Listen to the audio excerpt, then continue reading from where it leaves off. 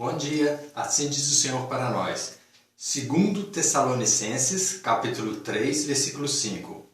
Ora, o Senhor encaminhe os vossos corações no amor de Deus e na paciência de Cristo. Segundo Tessalonicenses, capítulo 3, versículo 5. Qual é a ação que tomamos para com Deus, para que Ele encaminhe os nossos corações no mesmo amor e na mesma paciência que existe em Cristo Jesus, nosso Senhor? Quando nós tomamos, ou seja, quando nós assumimos o compromisso de levar a palavra de Deus a toda criatura, quando praticamos verdadeiramente em nossos atos, diariamente com o nosso relacionamento com Deus e com o nosso próximo, quando recebemos o mesmo Espírito Santo que habita o Senhor Jesus e aprendemos diretamente com a pessoa dele a sermos humildes e mansos de coração e descansamos na sabedoria e na vontade de Deus. Em Mateus capítulo 11, versículo 29, o Senhor Jesus disse assim: Tomai sobre vós o meu jugo e aprendei de mim, que sou manso e humilde de coração, e encontrareis descanso para as vossas almas. Quando estamos debaixo do poder do Espírito Santo de Deus, então ficamos livres da opressão, do medo e do fardo pesado da nossa carne.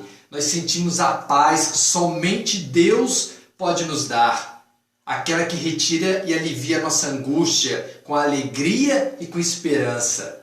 Em Mateus capítulo 11, versículo 30, o Senhor Jesus disse assim: Porque o meu jugo é suave, o meu fardo é leve. Em Mateus capítulo 11, versículo 28, o Senhor Jesus disse assim: Vinde a mim, todos os que estáis cansados e oprimidos, e eu vos aliviarei. Segundo Tessalonicenses capítulo 3, versículo 1, no demais, irmãos, rogai por nós, para que a palavra do Senhor tenha livre curso e seja glorificada, como também o é entre vós. Segundo Tessalonicenses capítulo 3, versículo 3, mas fiel é o Senhor Jesus, que vos confirmará e guardará do maligno. Então, por que existem pessoas que não obedecem à ordem do Senhor, que não trabalham para Deus, que se dedicam a coisas vãs, às vaidades, às vontades da carne, aquelas que não têm nenhum valor para Deus? Para Deus, pessoas que não fazem a sua vontade, as que desfazem da vontade de Deus, são considerados por Ele como más, pois não possuem a fé verdadeira que os capacita a obedecer a Deus. Segundo Tessalonicenses capítulo 3, versículo 2, e para que sejamos livres de homens dissolutos e maus, porque a fé, ou seja, verdadeira, não é de todos. Pois a finalidade do mandamento de Deus é purificar o nosso coração com a santificação, justificar os nossos atos com a consciência limpa através da ação do Espírito Santo de Deus e comprovar que temos uma fé verdadeira, não fingida, como está escrito em 1 Timóteo capítulo 1, versículo 5.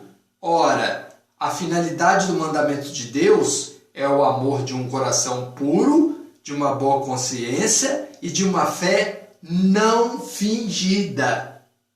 Em 2 Tessalonicenses capítulo 3, versículo 11, porquanto ouvimos que alguns entre vós andam desordenadamente, não trabalhando, antes fazendo coisas vãs. Como Deus nos manda agir com tais pessoas? Com aquelas que não têm uma fé verdadeira e que não obedecem e não trabalham para Ele. Assim provamos para Deus que o amamos, quando obedecemos, quando confiamos na Sua palavra e agimos conforme Ele nos ensina. Segundo Tessalonicenses capítulo 3, versículo 4, e confiamos quanto a vós no Senhor, que não só fazeis, como fareis o que vos mandamos. Assim como o Senhor Jesus separou os seus discípulos dentre a todo tipo de pessoas, religiosos ou não, assim nós fazemos o mesmo. Obedecemos o que o Senhor Jesus nos ensinou como exemplo. Nos unimos a Ele e nos separamos do mundo e das pessoas que não querem obedecê-lo. Segundo Tessalonicenses, capítulo 3, versículo 6. Mandamo-vos, porém, irmãos, em nome do Senhor Jesus, que vos aparteis de todo irmão que anda desordenadamente e não segundo a tradição que de nós recebeu. Segundo Tessalonicenses, capítulo 3, versículo 14. Mas se alguém não obedecer a nossa palavra por essa carta, notai o tal e não vos mistureis com ele, para que se envergonhe. Efésios capítulo 5, versículo 1. Assim, nós somos, pois, imitadores de Deus como filhos amados. Segundo Tessalonicenses capítulo 3, versículo 7. Porque vós mesmos sabeis como convém imitar-nos, pois que não nos ouvemos desordenadamente entre vós. A nossa dívida eterna sempre será para com nosso Deus, em relação ao seu ato de amor incondicional por nós, pela morte de seu único Filho.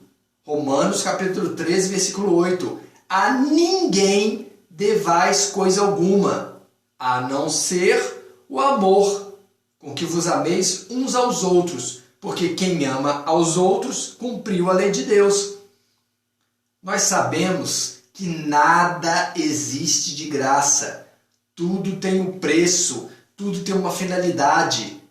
Assim como a morte de nosso Senhor e Salvador Jesus Cristo foi o preço para a nossa salvação e o motivo da oportunidade de recebermos a vida eterna. João capítulo 6, versículo 51. Eu sou o pão vivo que desceu do céu. Se alguém comer deste pão, viverá para sempre. E o pão que eu der, a minha carne, que eu darei pela vida do mundo. Assim imitamos o mesmo exemplo do Senhor Jesus. Não cobramos nada por levar a palavra da salvação até aqueles que precisam, pois antes dele partir deu a ordem: de graça recebeste, de graça dai. Mateus capítulo 10, versículo 8. Curai os enfermos, limpai os leprosos, ressuscitai os mortos, expulsai os demônios, de graça recebestes, de graça dai. Segundo Tessalonicenses capítulo 3, versículo 8. Nem de graça comemos o pão de homem algum, mas com trabalho e com fadiga. Trabalhamos dia e noite para não sermos pesado a nenhum de vós. Assim como o Senhor Jesus deu o exemplo, mesmo tendo toda a autoridade, todo o poder, ele servia aqueles que necessitavam do pão, da palavra de Deus. Lucas capítulo 22, versículo 27, disse Jesus: pois qual é o maior? Quem está à mesa ou quem serve quem está na mesa? Porventura não é quem está na mesa? Eu, Jesus Cristo, dono de todo o poder e toda a glória, porém, entre vós, apóstolos, sou como aquele quem serve. Esse é o verdadeiro e maior exemplo de humildade que devemos imitar. Segundo Tessalonicenses, capítulo 3, versículo 9. Não porque não tivéssemos autoridade, mas para vos dar em nós mesmos o exemplo, para nos imitardes. Por que quando ainda estávamos convosco, vos mandamos isto, que se alguém não quiser trabalhar, não coma também? Como está escrito em 2 Tessalonicenses, capítulo 3, versículo 10. Assim como a comida, o alimento, a força e o poder do Senhor Jesus estava em obedecer à vontade de Deus Pai, assim a nossa comida também está em obedecer e fazer a vontade de Deus Pai e realizar a sua obra.